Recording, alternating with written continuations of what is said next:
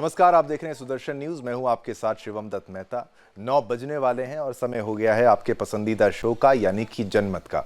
एकमात्र ऐसा शो जहां आप हर खबर पर पोल के माध्यम से भाग लेते हैं। सोशल मीडिया प्लेटफॉर्म एक्स पर जाकर वहां आप वोट करते हैं, तो नतीजे हम आपको दिखाते हैं जनमत में। तो आइए, आज क्या है खास, कौन से मुद्दे आपके लिए लेकर आए हैं, फ्लोर ग्राफिक्स के माध्यम से वो मुद्दे भी आपको बताएंगे जो आपके लिए हम हर रोज की तरह लेकर आते हैं। हर दिन एक नया मुद्दे पर आपकी राय, और हर राय जो है जो कि वोट के माध्यम से आप सोशल मीडिया प्लेटफॉर्म एक्स पर करते हैं। लीजिए आपके टेलीविजन स्क्रीन पर ट्रंप वर्सेस कमला वर्सेस ट्रंप। तो मामला यह है कि भाई कल चुनाव का दिन है। अगर यूएस इलेक्शंस की बात करें तो कौन बाजी मारने वाला है, किसकी विजय होगी, कौन आगे रहेगा पीछे रहेगा, ये कल तय होगा। और सबसे बड़ी कवरेज आपको आज ही से विश्लेषण के साथ हम अनुमान तो लगा के दिखा सकते हैं कि कौन जीत रहा है, लेकिन जब तक नतीजे नहीं आते तब तक सब अनुमान ही रह जाते हैं। तो इसके ऊपर विस्तार से चर्चा होगी। फिर आगे बढ़ेंगे और बात करेंगे झूठी है कांग्रेस, पीएम मोदी ऐसा कहते हैं। एक वक्त आपको याद होगा, कुछ दिनों पहले एक बार ट्वीट्स की झड़ी लगा दी गई थी पीएम मोदी के द्वारा कि भाई जब मल्लिकार्जुन खड़गे ने नसीहत दे दी थी अपनी ही पार्टी को कि भाई जो वादे किए जाएं वही वादे किए जाएं जो पूरे किए जा सकते हैं, तो उसके बाद पीएम मोदी ने लगातार ट्वीट्स की झड़ी लगाई। और अब एक एडिशन उसमें, फिर जिहाद प्रेमी है सपा, ऐसा क्यों कह दिया गया और क्या कारण रहा उसका। उत्तर प्रदेश की राजनीति में अब ये कौन सा नया मोड़ आ चुका है, इसके बारे में भी विस्तार से बताएंगे। और भयानक बस हादसा, ये बेहद भयानक बस हादसा है, बेहद दुखद है। बहुत से लोगों की जान चली गई। ऐसा ना हो तो ज़्यादा बेहतर होता। उसमें सुरक्षा की क्या चूक रही, क्या कारण रहे, विस्तार से आपको बताएंगे। खबर सबसे बड़ी है हादसे की, जिसके बारे में आज आपको हम दिखाना जो है वो ज़रूरी समझते हैं। और उसके बाद अंत में ये जो मुद्दा आप देख रहे हैं, कनाडा के वीज़ा की बात कर रहे हैं कि भाई कनाडा चाह रहा है कि भाई अब वीज़ा में कमी लाएगा, वीज़ा कम देगा। लेकिन हम फिर से उसको कह देते हैं, इसमें तेरा घाटा हमारा कुछ नहीं जाता, मेरा कुछ नहीं जाता, कहूँगा देश का कुछ नहीं जाता। तो ट्रूडो जो एक तरीके से अब पता नहीं कैसे कैसे डिसीजंस ले रहा है, कुछ एक्सपर्ट्स तो कह रहे हैं पता नहीं क्या इनके दिमाग में चल रहा है, तो ये एक परेशानी का सबब ना बन जाए विश्व से कनाडा के रिलेशंस के बारे में अगर हम बात करें तो उसको लेकर। चलिए अब बात करेंगे, खबरों की शुरुआत करेंगे, बात करेंगे कनाडा की नई वीजा नीति की। कनाडाई प्रधानमंत्री जस्टिन ट्रूडो ने इंटरनेशनल स्टूडेंट्स के वीजा में 35% की कटौती का ऐलान कर दिया है। 35% माइनस कम कर दिया है, उसका ऐलान किया है। उन्होंने कहा है कि अगर बुरे लोग इमिग्रेशन पॉलिसी का गलत इस्तेमाल करते हुए छात्रों का फायदा उठाते हैं तो कनाडा उनके खिलाफ सख्त एक्शन लेगा। ट्रूडो ने कहा कि वह कनाडा में अस्थायी निवासियों की तादाद कम करने के लिए विदेशी कामगारों के लिए नियमों में कड़ाई करेंगे। सोशल मीडिया प्लेटफॉर्म एक्स पर पोस्ट करते हुए ट्रूडो ने कहा, हमारी सरकार इस साल इंटरनेशनल स्टूडेंट्स को 35% कम परमिट देगी। 2025 में यह संख्या 10% और कम की जाएगी। सोचिए 35% अब, तो उससे 10% और कम, यानी कि सोचिए 45% और कम कर दी जाएगी इमिग्रेशन पॉलिसी के लिहाज से। क्या हो रहा है इनकी सोच को। अब देखिए, कनाडा के पीएम ने आगे कहा कि इमिग्रेशन हमारी अर्थव्यवस्था के लिए फायदेमंद है, लेकिन जब बुरे लोग सिस्टम का गलत इस्तेमाल करते हुए छात्रों का फायदा उठाते हैं तो उन पर एक्शन लिया जाता है। ट्रूडो सरकार के मुताबिक कनाडा 2025 में 4,37,000 स्टडी परमिट जारी करने का प्लान बना रहा है, जो 2024 में जारी होने वाले 4,85,000 परमिट से 10% कम है। बता दें कि कनाडा ने 2023 में 5,09,390 विदेशी स्टूडेंट्स को स्टडी वीजा दिया था। इस साल यानी कि 2024 में पहले 7 महीनों में ही 1,75,920 स्टूडेंट्स वीज़ा जो हैं वो मंजूर किए गए हैं। जस्टिन ट्रूडो सरकार की नई इमिग्रेशन नीति से कनाडा को अरबों डॉलर का घाटा होगा। ये भी सोचिए, ये दिमाग क्या लगा रहे हैं भाई ट्रूडो साहब, आप ज़्यादा बेहतर समझते होंगे, लेकिन हमें तो इसमें थोड़ी सी बेवकूफ़ी नज़र आ रही है। International Consultants for Education and Fairs की ओर से प्रकाशित एक रिपोर्ट में ये बताया गया है। रिपोर्ट के मुताबिक अकेले ओंटारियो को अगले 2 वर्षों में 1 अरब कनाडाई डॉलर का नुकसान होने की उम्मीद है। 1 अरब कनाडाई डॉलर का नुकसान एक फैसले से जो ट्रूडो ले रहे हैं, जबकि इस पॉलिसी से भारतीय छात्रों पर असर पड़ेगा, बिल्कुल पड़ेगा। कनाडा में भारतीय इंटरनेशनल छात्रों का सबसे बड़ा वर्ग है। भारतीय जो छात्र हैं वहाँ जाते हैं, थोड़ा आसान है वहाँ जाने को, तो लोग वहीं पर जाके पढ़ते हैं। वो भारत के हर क्षेत्र से, ज़्यादातर राज्यों से जाते हैं कनाडा में। केवल पंजाब ही नहीं, हरियाणा हो, उत्तर प्रदेश हो, तमाम राज्यों से जाते हैं कनाडा में पढ़ने के लिए, आगे बढ़ने के लिए। इनकी कमी से कनाडा को बड़ा नुकसान होगा। कनाडा को यह समझना चाहिए। कनाडा की सरकार ने देश में अंतर्राष्ट्रीय छात्रों की संख्या को मैनेज करने के लिए कई नीतियां लागू की हैं। सबसे महत्वपूर्ण उपायों में विदेशी नामांकन पर सीमा है, जिससे 2024 के लिए नई स्टडी परमिट में 35% की कमी होगी। 2025 में 10% और कटौती की जाएगी, तो सोचिए 45% डाउन हो जाएंगे। इसके अलावा स्टडी परमिट के लिए छात्रों को 20,000 कनाडाई डॉलर से ज्यादा बचत की जरूरत है। अंडर ग्रेजुएट्स, यूजी और मास्टर्स के छात्रों के साथियों को ओपन वर्क वीजा नहीं मिलेगा, यानी कि आप वर्क नहीं कर सकते, काम नहीं कर सकते। भारतीय छात्रों ने कनाडाई शिक्षा प्रणाली में महत्वपूर्ण भूमिका निभाई है, मदद की है कनाडा की एक तरफ से, पैसा खर्च करते हैं भारतीय वहां जाके। 2022 में भारत से स्टडी परमिट धारकों में 47% की बढ़ोतरी हुई है, जो कुल 3,19,000 से ज्यादा है। कनाडा की अर्थव्यवस्था में उनका वित्तीय योगदान भी महत्वपूर्ण है। हालांकि इस साल संख्या में गिरावट देखी जा रही है। अगस्त तक 1,37,445 भारतीय छात्रों को परमिट मिला है। 2023 की तुलना में 4% की कमी है। आधिकारिक आंकड़ों के मुताबिक कनाडा में लगभग 6 लाख भारतीय छात्र हैं। हालांकि संख्या में और गिरावट आ सकती है। ओंटारियो में कनाडा की कुल विदेशी छात्रों का 40% जो है एक हिस्सा वहां रहता है। इसे सबसे ज्यादा नुकसान हो सकता है। बिजनेस स्टैंडर्ड की रिपोर्ट के मुताबिक काउंसिल ऑफ ओंटारियो यूनिवर्सिटीज के अध्यक्ष और सीईओ स्टीव ऑर्सिनी के मुताबिक इन नीतिगत बदलावों से ओंटारियो के विश्वविद्यालयों को 2024-2025 में 30 करोड़ कनाडाई डॉलर और 2025-2026 में 60 करोड़ कनाडाई डॉलर का खर्च आएगा। ओंटारियो के संस्थानों पर इससे गहरा प्रभाव पड़ सकता है, क्योंकि विशेष रूप से उन्हें कम फंडिंग मिलती है, जिस कारण वह असुरक्षित हैं। इन संस्थानों को पूरी तरह से विदेशी छात्रों से मिलने वाली फीस पर निर्भर रहना पड़ता है। कॉलेज ऑफ इंस्टीट्यूट कनाडा के अध्यक्ष परी जॉनसन ने कहा, नई नीतियों से कॉलेज क्षेत्र और स्थानीय व्यवसायों को नुकसान होगा। यानी कि कुल मिलाकर कनाडा की नई नीति का नुकसान सिर्फ कनाडा को ही भुगतना पड़ेगा, उसका भुगतान उसी को करना पड़ेगा और किसी और को नहीं। इस लिहाज से कनाडा पर एक गाना बखूबी सूट करता है कि इसमें तेरा घाटा मेरा कुछ नहीं जाता। तो भारत का इसमें कुछ भी नहीं जाता है और कनाडा को भारी पड़ेगा ट्रूडो की इस नई जो वीज़ा नीति है उसको लागू करना, और भारतीय छात्रों की कमी से अरबों डॉलर का नुकसान होगा। फिर से आपको वही बात कहते हैं कि घाटा कनाडा का है।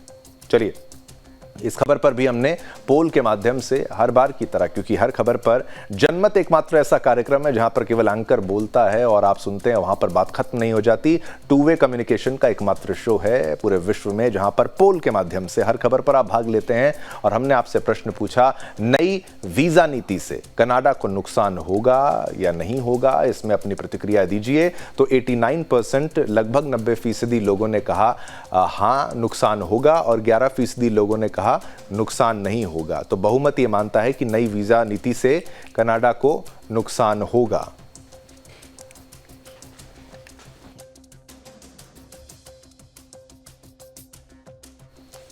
अब बात करेंगे, मामला कनाडा का है लेकिन कैसे आपसे जुड़ा है और कैसे हिंदुओं से जुड़ा है, ध्यान से सुनिएगा। बात करेंगे कनाडा के एक और शर्मनाक चेहरे की। कनाडा के ब्रैम्पटन शहर में हिंदू मंदिर में श्रद्धालुओं पर खालिस्तानी समर्थकों की भीड़ द्वारा हमला किया गया था।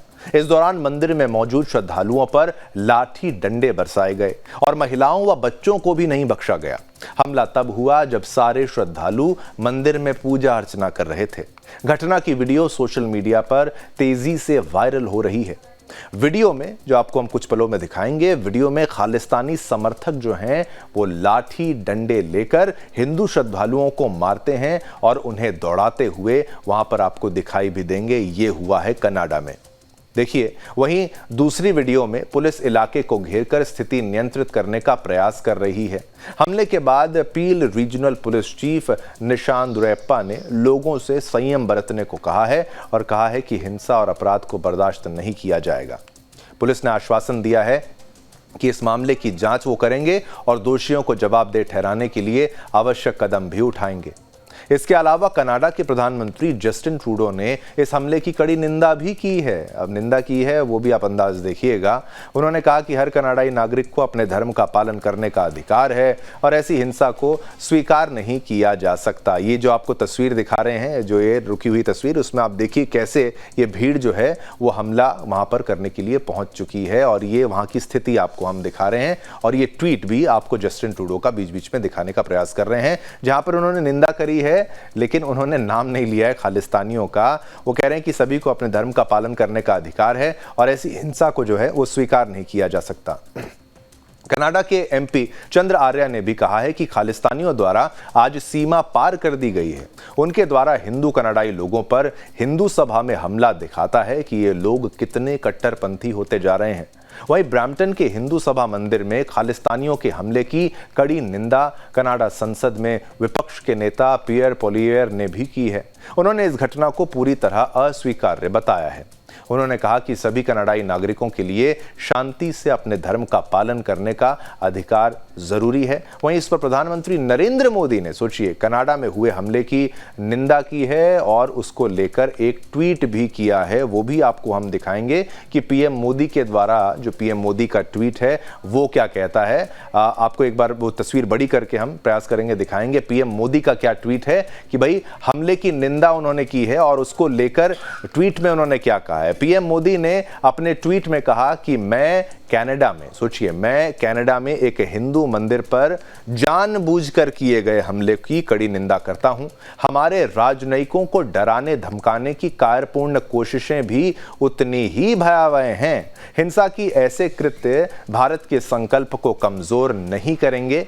हम उम्मीद करते हैं कि कनाडाई सरकार न्याय सुनिश्चित करेगी और कानून का शासन कायम करेगी। तो मंदिर में जो घुसे हैं खालिस्तानी, उन्होंने हिंदुओं को पीटा है। कनाडा में हमले के बाद जस्टिन ट्रूडो घिर चुके हैं और पीएम मोदी तक ने इसका विरोध जताया। ये लेटेस्ट ट्वीट है जो हम आपको दिखा रहे हैं, वो अभी 7:50 पर ही उन्होंने ये ट्वीट किया है। नरेंद्र मोदी जी ने भी अपने पक्ष को यहां पर रखा है। तो ये तस्वीरें जब आप देखते हैं ना, हम तो गले लगाते हैं, हम बुलाते हैं, हाथ मिलाते हैं। पीएम मोदी और ट्रूडो की तस्वीर आप देखिए, 1 साल पहले, 2 साल पहले की 2 तस्वीरें आपको हम दिखाएंगे साथ साथ में। लेकिन ऐसे दगाबाज नेता की क्या उसके लिए शब्द का इस्तेमाल करूं, इस तरीके से हिंदू विरोधी हो जाना केवल सत्ता के लालच के लिए। सत्ता के लालच का लोभ आदमी को उसको अंधकार की ओर धकेल देता है और सनातन का विरोध करने वाले कैसे बर्बाद हुए हैं वो तो आप सभी जानते हैं। जो भी सनातन का विरोध करता है, भगवान उसका विरोध कर लेते हैं और हिंदू मंदिर पर हमले इनके शासन के दौरान होते हैं, बहुत ज्यादा निंदनीय है। चलिए, इसी खबर पर हमने खबर बताई। अब आपको पोल के माध्यम से जो प्रश्न पूछा उसका भी जवाब बता देते हैं। प्रश्न था, हिंदू मंदिरों पर हमले में कनाडा की चाल है क्या? चाल भी हो सकती है। 27% लोग कहते हैं नहीं, चाल नहीं है, उनको भरोसा है कनाडा पर 73%, 73% लोग कहते हैं हाँ, चाल है, चाल हो सकती है। हमलों में कनाडा की ही चाल हो सकती है।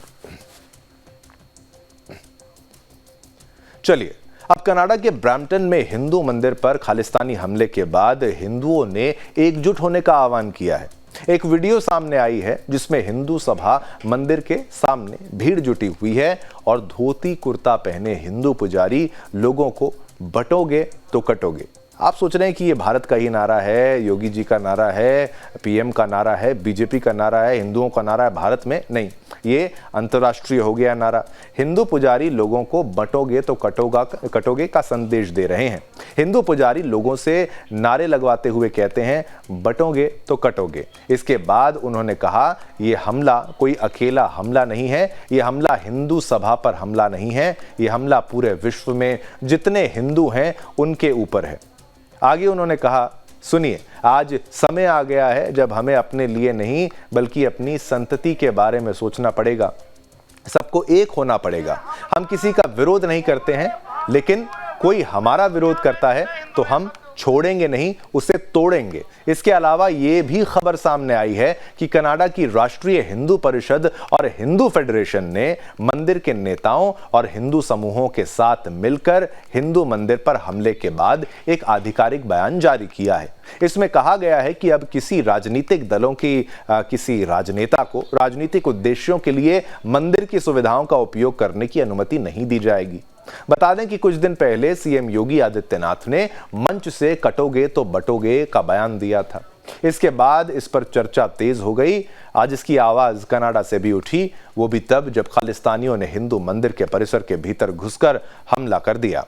इस अटैक के दौरान खालिस्तानियों ने हिंदू जो महिलाओं को छोड़ा, महिलाओं को भी नहीं छोड़ा और ना बच्चों को छोड़ा, सब पर लाठी डंडे से हमले किए गए। इस घटना के बाद कनाडाई नेताओं ने इस हमले की निंदा की, लेकिन कुछ नेता निंदा करते समय खुलकर खालिस्तानियों का नाम लेने से बचे। वहीं ओटावा स्थित भारतीय उच्चायोग ने भी इस घटना के बाद भारतीयों की सुरक्षा पर चिंता जाहिर की है। उन्होंने कहा है कि इस तरह की घटना कनाडा में नहीं होनी चाहिए, इसका विरोध होना चाहिए और अगर इन घटनाओं पर अभी से एकता दिखाकर सख्त कदम नहीं उठाए गए तो आने वाले समय में ऐसी घटनाएं आम हो जाएंगी और उपद्रवियों का मनोबल भी बढ़ेगा। इसलिए विश्व स्तर पर अब हिंदू का एक होने का जो समय है वो आ गया है, एक होने के समय की मांग की है। क्या कुछ कहा गया है, इस पर प्रतिक्रियाएं भी आपके लिए हम लेकर आए हैं, वो भी आपको सुनाते हैं। जी के बात ऊपर चाल चालन दे वो घंटे तो टैग तारे थर्मल करते हैं। हेलो इधर समय आ गया है, देखते हैं आज समय वो आ गया है जब आज हम लोगों को अपने बारे में नहीं, अपने आने वाली संतति के बारे में सोचना पड़ेगा। सबको एक होना पड़ेगा। हम किसी का विरोध नहीं करते हैं, लेकिन कोई हमारा विरोध करेगा तो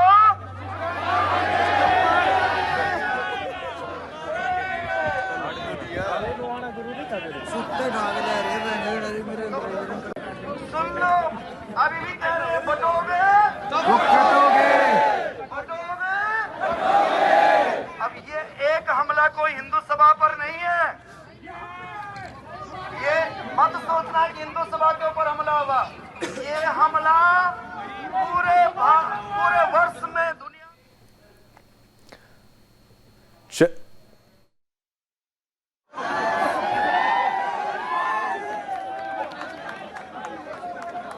जी के बात ऊपर चाल चालन दे वो घंटे तो टैग तारे थर्मल करते हैं। चलिए, इसी खबर पर हमने पोल के माध्यम से आपसे जो प्रश्न पूछा वो भी आपको बता दें। विश्व स्तर पर एकता लाएगा योगी का ये संदेश कि भाई ये नारा जब यहां से वहां चला गया तो क्यों नहीं लाएगा। 96% लोग कहते हैं हाँ, विश्व स्तर पर एकता लाएगा योगी का संदेश कि भाई बटोगे तो कटोगे, एक रहोगे तो नेक रहोगे, सेफ रहोगे। ये देखिए, ये आपकी प्रतिक्रिया जो है वो बताती है, लेकिन बटोगे तो कटोगे वाला नारा अब अंतर्राष्ट्रीय हो चुका है और योगी का नारा हिट हो चुका है।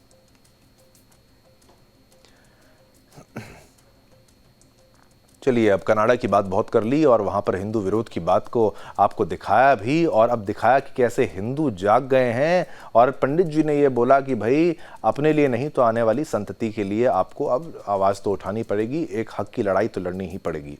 अब बात करेंगे अमेरिकी चुनाव की, जिसमें अब महज कुछ घंटों का ही वक्त बाकी रह गया है। मंगलवार यानी 5 नवंबर यानी कल अमेरिका में राष्ट्रपति चुनाव हैं, जहां पूर्व राष्ट्रपति डोनाल्ड ट्रंप और मौजूदा उपराष्ट्रपति कमला हैरिस एक दूसरे को टक्कर देने के लिए आमने सामने हैं। ऐसे में सवाल यह है कि अमेरिका में उपराष्ट्रपति कमला हैरिस जीते या पूर्व राष्ट्रपति डोनाल्ड ट्रंप जीते, दोनों में से किसी के भी जीतने से भारत और पूरी दुनिया पर क्या असर पड़ेगा। चलिए इस बात को विस्तार से समझते हैं। हमने आपके लिए एक स्पेशल रिपोर्ट तैयार की है इस पूरे मामले को गहनता से समझने के लिए। हमारी वो रिपोर्ट देखेंगे, मामले की गंभीरता को समझेंगे। हमारी रिपोर्ट देखिए।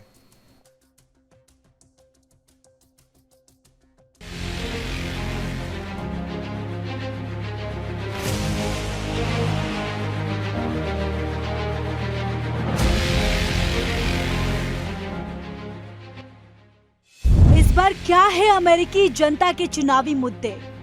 अमेरिकी चुनाव का दुनिया पर क्या होगा असर? भारत के लिए क्या है अमेरिकी चुनाव के मायने? ट्रंप वर्सेस हैरिस, क्या है दोनों उम्मीदवारों की रणनीति? अमेरिका में राष्ट्रपति चुनाव होने जा रहे हैं। कुछ ही घंटों में अमेरिका के लोग अपने अगले राष्ट्रपति को चुन लेंगे। चुनावी मैदान में पूर्व राष्ट्रपति डोनाल्ड ट्रंप और मौजूदा उपराष्ट्रपति कमला हैरिस एक बार फिर अपनी किस्मत आजमा रही हैं। अगर कमला हैरिस ये चुनाव जीत जाती है तो वह अमेरिका की पहली महिला राष्ट्रपति बनेंगी और अगर डोनाल्ड ट्रंप चुनाव में बाजी मारते हैं तो वह दूसरी बार राष्ट्रपति की सीट पर विराजमान हो जाएंगे। अमेरिकी राष्ट्रपति चुनाव का ये दौर एक बार फिर से एक ऐतिहासिक घड़ी के रूप में सामने आया है, जहां रिपब्लिकन पार्टी के डोनाल्ड ट्रंप और डेमोक्रेटिक पार्टी के कमला हैरिस आमने सामने टक्कर पर है। पिछले चुनाव के मुकाबले में इस बार का परिदृश्य काफी अलग है। साल 2020 में जब बाइडेन और ट्रंप आमने सामने थे तो कोविड महामारी सबसे बड़ा मुद्दा थी, लेकिन इस बार चुनावी मुद्दे और रणनीतियां अलग है, जो भारत के लोकसभा चुनाव की गहमागहमी की झलक देते हैं। इस बार क्या है अमेरिकी जनता के चुनावी मुद्दे? अमेरिका विविधताओं का देश है। बाहर से देखने पर यह देश व्हाइट हाउस, कैपिटल हिल और न्यूयॉर्क के मशहूर स्काईलाइन के रूप में दिखता है, लेकिन अमेरिका के अधिकतर जनता अपने रोजमर्रा के मुद्दों जैसे रोजगार, शिक्षा, स्वास्थ्य और लोन माफी जैसे विषयों को अहमियत देती है। ज्यादातर वोटर रिपब्लिकन या डेमोक्रेटिक पार्टी के रजिस्टर्ड वोटर्स होते हैं, जो अमूमन पार्टी के लिए वफादार रहते हैं। ऐसे ही कुछ स्विंग स्टेटस है जहां के मतदाता चुनाव परिणाम तय करते हैं। यहाँ की संवेदनशील मुद्दे हैं जैसे गर्भपात और इमिग्रेशन जनता पर असर डालते हैं। रिपब्लिकन पार्टी के डोनाल्ड ट्रंप और डेमोक्रेटिक पार्टी की कमला हैरिस दोनों के बीच कांटे की टक्कर चल रही है। ऐसे में दोनों ही उम्मीदवार एक दूसरे पर निजी और राजनीतिक हमले कर रहे हैं। कमला हैरिस महिलाओं को गर्भपात के अधिकार के हनन का भय दिखाकर समर्थन जुटा रही हैं, तो वहीं ट्रंप इमिग्रेशन के मुद्दे पर जोर दे रहे हैं और ट्रंप का दावा है कि कमला की जीत से अमेरिका पर प्रवासी हावी हो जाएंगे।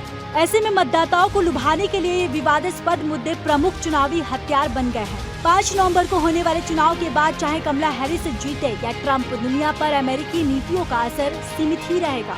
अमेरिका के हित सर्वोपरि हैं और किसी भी प्रशासन के लिए उसकी वैश्विक पकड़ मजबूत रखना प्राथमिकता होगी। ट्रंप के जीतने पर अमेरिका का दुश्मन चीन या ईरान बन सकता है, जबकि हैरिस के राष्ट्रपति बनने पर रूस को चुनौतियों का सामना करना पड़ सकता है। ये चुनाव वैश्विक शांति में बदलाव नहीं लाएगा, बस संघर्ष के मोर्चे बदल सकते हैं। अब अमेरिका चुनाव भारत के लिए क्या मायने रखता है? तो अमेरिका का हर फैसला सीधे भारत को प्रभावित नहीं करता, लेकिन भारत अमेरिका रिश्तों में स्थिरता और सामरिक साझेदारी को इन चुनाव के नतीजे से बल मिलेगा। चाहे कोई भी जीते, भारत के साथ व्यापारिक और सैन्य साझेदारी एक स्थिर विषय बना रहेगा, खासकर एशिया में चीन की बढ़ती ताकत को ध्यान में रखते हुए। Bureau report, Sudarshan news.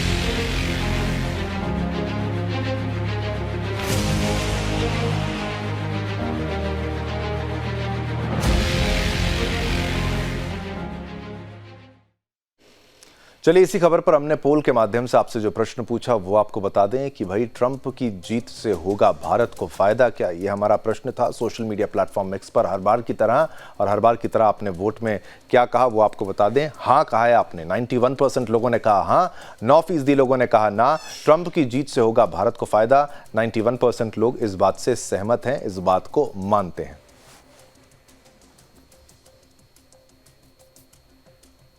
अब बात करेंगे झारखंड चुनाव की, जहां सभी राजनीतिक दल एक दूसरे पर पूरी तरह हमलावर नजर आ रहे हैं। सियासत की इस लड़ाई का अंजाम जो भी हो, पर एक बात तो साफ है कि सियासी घमासान में जीत की राह किसी के लिए भी आसान नहीं रहने वाली है। झारखंड में जहां घुसपैठियों के मुद्दे ने अब तूल पकड़ लिया है, राज्य में बढ़ती घुसपैठ को बीजेपी ने इस बार चुनावी मुद्दा बनाया है, जिसको लेकर प्रधानमंत्री नरेंद्र मोदी से लेकर गृह मंत्री अमित शाह तक सरकार पर हमलावर दिखे हैं। इस बार के चुनाव में घुसपैठियों का मुद्दा कितना अहम रहने वाला है, इस बात का पता इस बात से चलता है कि प्रधानमंत्री मोदी ने तो झारखंड के सरकारी तंत्र तक में घुसपैठियों के होने की बात कह डाली है। वहीं गृह मंत्री अमित शाह ने यूसीसी को लेकर एक बार फिर अपनी बात मजबूती से रखी। आइए देखते हैं क्या कुछ कहा है बीजेपी ने।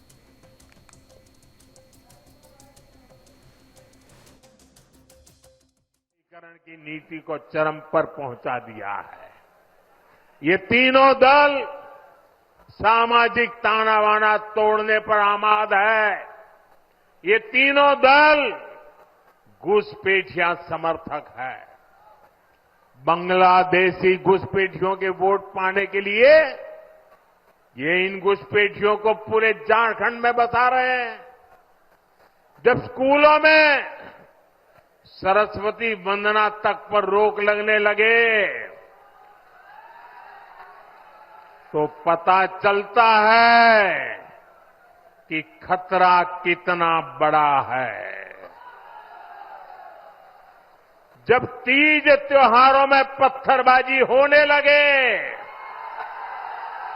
माता दुर्गा को भी रोक दिया जाए। जब कर्फ्यू लगने लगे तो पता चलता है कि स्थिति कितनी खतरनाक है। जब बेटियों के साथ शादी के नाम पर छल कपट होने लगे तो पता चलता है कि पानी सिर के ऊपर से गुजरने लगा है। जब घुसपैठ का मामला कोर्ट में जाए और प्रशासन इससे इनकार करे तो पता चलता है कि सरकारी तंत्र में ही घुसपैठ हो चुकी है। झारखंड में यूसीसी जरूर आएगा। हमारी सरकार झारखंड में यूसीसी लाएगी, मगर यूसीसी से आदिवासियों को पूर्णतया हम बाहर रखेंगे। कोई आदिवासी के अधिकार और कानून को यूसीसी से हम नहीं छेड़ेंगे। घुसपैठियों का खिलाफ बोलने से क्या उसका ऊपर भी वो लोग का दर्द होना चाहिए। मैं तो घुसपैठियों का खिलाफ बोल रहा हूं, उनका दर्द क्यों है? अरे आप ये देश में घुसपैठियों का खिलाफ बोलने से क्या भड़काना होते हैं? मतलब वो लोग घुसपैठी का खिलाफ नहीं बोलेगा। घुसपैठियों का खिलाफ बोलना कौन सा कानून में लिखा हुआ है? ये गलत है। आप बताइए कौन सा कानून में लिखा हुआ है? घुसपैठियों मतलब हमारा दरवाजा हम घुसपैठियों के लिए खोल दें? अरे क्या बात बोलते हैं ये सब लोग पागल हो गया है क्या? और जैसा गृह मंत्री श्री अमित शाह जी ने अभी एक चुनावी सभा में इस मुद्दे को पुरजोर तरीके से उठाया, उन्होंने कहा घुसपैठियों को चुन चुन कर बाहर करेंगे। मैं दोहरा देता हूं क्योंकि ये मूल मंत्र है, यही भाव है आज की प्रेस वार्ता का। गृह मंत्री श्री अमित शाह जी ने कहा घुसपैठियों को चुन चुन कर बाहर करेंगे, और जेएमएम और कांग्रेस का मूल मंत्र है घुसपैठियों का चुन चुन कर ब्याह करेंगे। घुसपैठियों का चुन चुन कर ब्याह करेंगे। अनुसूचित जनजाति जो कि अपनी संस्कृति, अपनी मान्यताओं से, झारखंड की पावन भूमि से प्यार करने के लिए, उनके प्रति बलिदान के लिए और समर्पित है, पूरी तरह से जानी जाती है। यह किस तरह का षड्यंत्र है जेएमएम का, कांग्रेस पार्टी का, कि वहां जो हमारी बहन बेटियां हैं घुसपैठियों को पहले आने देते हैं और एक सिलसिलेवार तरीके से एक डेमोग्राफिक चेंज ये लाया जा रहा है। और ये बात मैं नहीं कहता हूं, मेरे हाथ में मीडिया रिपोर्ट्स हैं। और जब बहुत मजबूती से भारतीय जनता पार्टी ने इस मुद्दे को उठाया तो वहां की सोई हुई सरकार और हेमंत सोरेन जी ने कागजी कार्रवाई करके कुछ निर्देश दिए, और जो इससे स्पष्ट होता है वो आपके सामने रख रहा हूं। ये सरकारी एक आदेश से जानकारी मिल रही है। तो ये गलत नहीं होगा कहना कि झारखंड की सरकार की विफलता का कबूलनामा है ये। और ये क्या कहता है, ये सरकारी आदेश में है, स्टेप नंबर 1, बांग्लादेशी घुसपैठियों को पहले चिन्हित करके मदरसों में ठहराया जाता है। ये जो बांग्लादेशी घुसपैठिए हैं, किसी भी सरकार का, किसी भी मुख्यमंत्री का ये कर्तव्य है, ये उसकी निष्ठा होनी चाहिए झारखंड की जनता के प्रति और देश की सुरक्षा के प्रति, कि वो इस तरह की संवेदनशील सूचना तुरंत केंद्र सरकार के साथ साझा करे और ठोस कदम उठाए। और ये जो घुसपैठिए आते हैं इन पे कैसे अंकुश लगे और कानूनी कार्रवाई हो, ये देखना है। लेकिन वहीं बीजेपी ने अपने मैनिफेस्टो में भी घुसपैठियों के मुद्दे को प्रमुख तौर पर लिया और मैनिफेस्टो के जरिए इस बात को साफ कर दिया कि किसी भी कीमत पर झारखंड या देश के किसी भी हिस्से में घुसपैठियों को ढूंढ कर निकाला जाएगा। वहीं झारखंड में चुनावी रण सजकर तैयार हो गया और ऐसी विधानसभा भी सामने निकल कर आई है कि जहां मुकाबला टक्कर का होने वाला। चलिए इसी खबर पर हमने पोल के माध्यम से आपसे जो प्रश्न पूछा वो भी आपको बता दें। संपूर्ण भारत में लागू होनी चाहिए एनआरसी। 97% लोगों ने कहा हाँ, 3% लोगों ने कहा ना। अब बात करेंगे महाराष्ट्र की। महाराष्ट्र में बीजेपी के वरिष्ठ नेता प्रकाश जावड़ेकर जी ने एमवीए पर निशाना साधते हुए कहा कि एमवीए के वादे सिर्फ झूठ का एक पुलिंदा हैं और उन्होंने वक्फ को लेकर भी एमवीए को घेरने की कोशिश की। आइए सुनते हैं क्या कुछ कहा है प्रकाश जावड़ेकर जी ने। आशीर्वाद आणलेला आहे वो अब चलेगा नहीं, बिल्कुल नहीं, ये चलेगा ही नहीं, क्योंकि लोग समझ चुके कि ये सब झूठ का पुलिंदा है। और दूसरा एक मुद्दा महत्वपूर्ण है कि वक्फ के बारे में ये जो तीनों उबाठा शिवसेना जो है, जो कांग्रेस है और शरद पवार की एनसीपी, ये तीनों जेपीसी में भी प्रखरता से सरकार के बिल को विरोध करते हैं, जो सुधार लाने की कोशिश कर रहा है और वक्फ का पक्ष ले रहे हैं। और वक्फ एक ऐसी व्यवस्था है कि जो वो कहेगी वो जमीन उनकी। अगर आपको अपील करना है तो केवल कोर्ट में नहीं जा सकते, उसका अपील केवल ट्रिब्यूनल में होगा और वो जो निर्णय करेंगे वो फाइनल। तो ये स्थिति समाप्त करने की जरूरत है। देश में दो कानून नहीं हो सकते, देश में एक ही कानून होना चाहिए। वहीं बीजेपी मुंबई के अध्यक्ष आशीष शेलर आगामी चुनाव में महायुति की जीत को लेकर आश्वस्त दिखे और उन्होंने इंडी गठबंधन को जम्मू कश्मीर में हो रहे आतंकी हमलों को लेकर घेरा है। क्या कुछ कहा है वो भी आपको सुनाते हैं। आने वाले 20 तारीख के चुनावी मतदान के बाद 23 तारीख को महायुति की सरकार इस महाराष्ट्र में आए, इस प्रकार की प्रार्थना करता हूं। ये इसके लिए हम कह रहे हैं क्योंकि हमने देखा है गत कुछ दिनों से कश्मीर में कानून व्यवस्था के विषय पर कहीं पर हल्ले हमले ये जब से नई इंडिया अलायंस की सरकार आई तब से बढ़ गए हैं। वहीं एमवीए में कुछ सीटों को लेकर अभी भी घमासान जारी है, जिसको लेकर शिवसेना उद्धव गुट के नेता संजय राउत ने हालात को कुछ साफ करने की कोशिश की है। उन्होंने क्या कह दिया वो भी सुन लीजिए। हम 90 लड़ेंगे या 105 लड़ेंगे, यह हमारा मकसद नहीं है। हम महाविकास आघाड़ी है और देखिए हम 90 लड़ेंगे या 105 लड़ेंगे, यह हमारा मकसद नहीं है। हम महाविकास आघाड़ी है और महाविकास आघाड़ी बनकर लड़ेंगे। आज शाम तक पूरा पिक्चर क्लियर हो। देखिए हम 90 लड़ेंगे या 105 लड़ेंगे, यह हमारा मकसद नहीं है। हम महाविकास आघाड़ी है और महाविकास आघाड़ी बनकर लड़ेंगे। आज शाम तक पूरा पिक्चर क्लियर हो। देखिए हम 90 लड़ेंगे या 105 लड़ेंगे, यह हमारा मकसद नहीं है। चलिए इसी खबर पर हमने पोल के माध्यम से आपसे जो प्रश्न पूछा वो भी आपको बता देते हैं, क्योंकि हर खबर पर पोल होता है जनमत कार्यक्रम में। आपका कार्यक्रम है घुसपैठ और हिंदुत्व पर एक होगा महाराष्ट्र। ये हमने आपसे प्रश्न पूछा सोशल मीडिया प्लेटफॉर्म एक्स पर, जहां पर जवाब आया 91% लोगों ने कहा हाँ, 9% लोगों ने कहा ना। तो बहुमत ये मानता है कि एक होगा घुसपैठ और हिंदुत्व के मुद्दे पर महाराष्ट्र।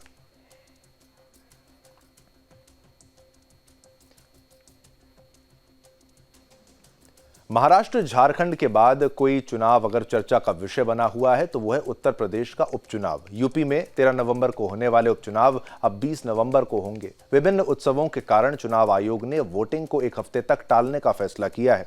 बता दें कि 13 नवंबर को होने वाली वोटिंग को टालने के लिए कांग्रेस, बीजेपी समेत कई दलों ने चुनाव आयोग से अपील की थी। पार्टियों का कहना था कि कई त्योहारों के चलते 13 नवंबर को वोटिंग कम हो सकती है। हालांकि चुनाव के नतीजे 23 नवंबर को ही आएंगे। इसी दिन महाराष्ट्र और झारखंड के चुनावी नतीजे भी आएंगे। बीजेपी ने यूपी में होने वाले विधानसभा उपचुनाव की तारीखों में बदलाव की मांग को लेकर चुनाव आयोग को ज्ञापन दिया था। बीजेपी प्रतिनिधिमंडल ने अपने ज्ञापन में कहा था कि 15 नवंबर को कार्तिक पूर्णिमा होने की वजह से कुदरकी, मीरापुर, गाजियाबाद और प्रयागराज में लोग 3-4 दिन पहले इकट्ठा हो जाते हैं। ऐसे में चुनाव आयोग को कार्तिक पूर्णिमा को ध्यान में रखते हुए तारीखों में बदलाव करना चाहिए। बीजेपी की मांग थी कि 13 नवंबर की जगह 20 नवंबर को चुनाव कराए जाएं। लेकिन यूपी उपचुनाव के चलते राजनीतिक दलों के बीच चुनावी नारों की जंग छिड़ गई है। अखिलेश यादव ने बीजेपी पर निशाना साधते हुए सोशल मीडिया प्लेटफॉर्म एक्स पर पोस्ट किया कि टालेंगे तो और भी बुरा हारेंगे। आगे लिखा, पहले मिल्कीपुर का उपचुनाव टाला, अब बाकी सीटों के उपचुनाव की तारीख। भाजपा इतनी कमजोर कभी न थी। अखिलेश ने लिखा कि दरअसल बात यह है कि उत्तर प्रदेश में महाबेरोजगारी की वजह से जो लोग पूरे देश में काम रोजगार के लिए जाते हैं वो दीपावली और छठ की छुट्टी लेकर उत्तर प्रदेश आए हुए हैं और उपचुनाव में बीजेपी को हराने के लिए वोट डालने वाले थे। जैसे ही भाजपा को इसकी भनक लगी, उसने उपचुनावों को आगे खिसका दिया जिससे लोगों की छुट्टी खत्म हो जाए और वो बिना वोट डाले ही वापस चले जाएं। ये भाजपा की पुरानी चाल है, हारेंगे तो टालेंगे। बता दें कि उत्तर प्रदेश के मुख्यमंत्री योगी आदित्यनाथ ने उपचुनावों की घोषणा से बहुत पहले ही बटेंगे तो कटेंगे का नारा दिया था। वहीं देवरिया जिले के समाजवादी पार्टी के एक कार्यकर्ता ने लखनऊ में पार्टी कार्यालय के बाहर एक होर्डिंग लगाई है जिस पर लिखा है जुड़ेंगे तो जीतेंगे, जिसके बाद पूर्व मुख्यमंत्री और बसपा सुप्रीमो मायावती ने भी इस होड़ में अपना योगदान दे दिया। वो भी इस होड़ में कूद पड़ी हैं। मायावती जी ने शनिवार को कहा कि बसपा से जुड़ेंगे तो आगे बढ़ेंगे, सुरक्षित रहेंगे। उप मुख्यमंत्री केशव प्रसाद मौर्य ने सोशल मीडिया प्लेटफॉर्म एक्स पर लिखा कि सपा का असली एजेंडा मुस्लिम तुष्टीकरण और वोट बैंक के लिए जिहादियों को खुला समर्थन देना है। लव जिहाद, लैंड जिहाद, वोट जिहाद सहित तमाम मोर्चों पर समाज को बांटने की राजनीति सपा कर रही है। इस बीच बसपा प्रमुख मायावती ने शनिवार को सपा और बीजेपी पर उनके भ्रामक नारों के लिए निशाना साधा और कहा कि ये नारे लोगों का ध्यान उनकी अपनी कमियों से हटाने के लिए बनाए गए हैं। तो उत्तर प्रदेश चुनाव में कितने ही रिएक्शंस जो हैं वो आपको हमने सब दिखाए।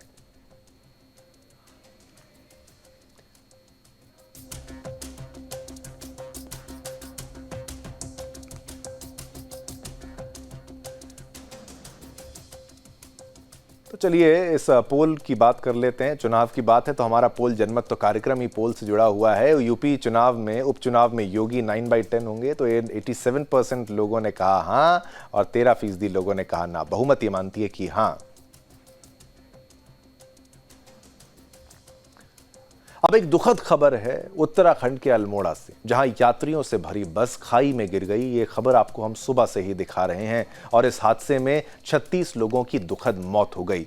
सोमवार सुबह हुए दर्दनाक हादसे में मृतकों की संख्या बढ़ती जा रही है। अब तक 36 जो हो चुकी है और बढ़ सकती है। ये मौके पर मौजूद स्थानीय लोग और बचाव कर्मी जहां तहां फैली लाशों को देखकर सकते में आ गए। और ये देखिए यहाँ पर पुष्कर सिंह धामी जी जो घायल हुए हैं उनसे मिलने के लिए अस्पताल पहुंचे। इस हादसे ने 2018 में हुए पौड़ी के हादसे की यादें ताज़ा कर दी। पौड़ी हादसे में 48 लोगों की मौत हुई थी। ये देखिए ये भयानक तस्वीर, कैसे जीवन का अंत, जीवन लीला कैसे कभी भी समाप्त हो सकती है, उसकी तस्वीर है।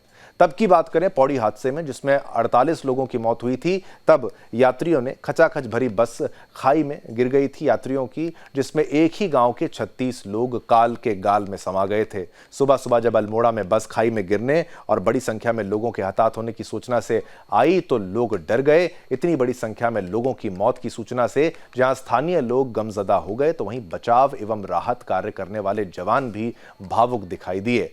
नैनी डांडा से रामनगर जा रही बस अल्मोड़ा के मारचूला के पास खाई में गिर गई। बस के खाई में गिरने के दौरान कुछ यात्री छिटक कर इधर उधर गिर गए, जबकि कुछ बस के साथ साथ खाई तक चले गए। 40 सीटर बस में 55 से ज्यादा यात्री थे।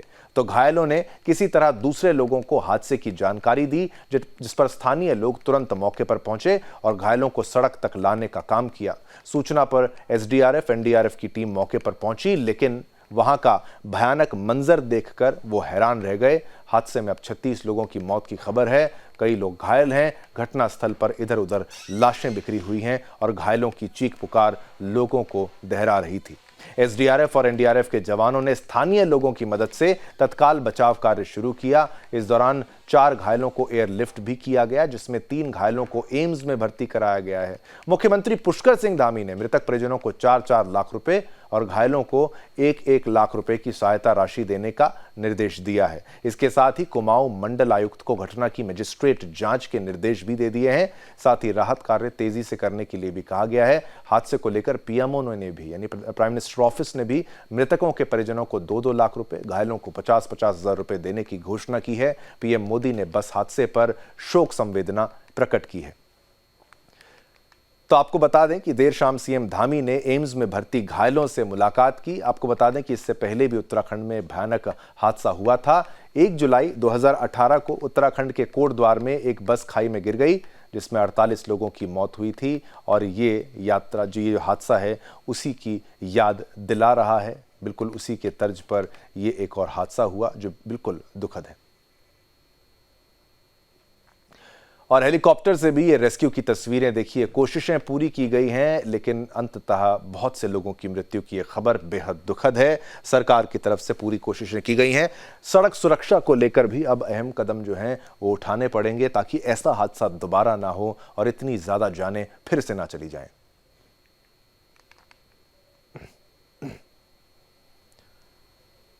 अब अगली खबर की बात करते हैं। भारत अल्जीरिया के द्विपक्षीय संबंधों को बढ़ाने के प्रयास में रक्षा प्रमुख जनरल अनिल चौहान जी ने 31 अक्टूबर से 3 नवंबर 2024 तक अल्जीरिया के लिए एक उच्च स्तरीय भारतीय सैन्य प्रतिनिधि मंडल का नेतृत्व किया।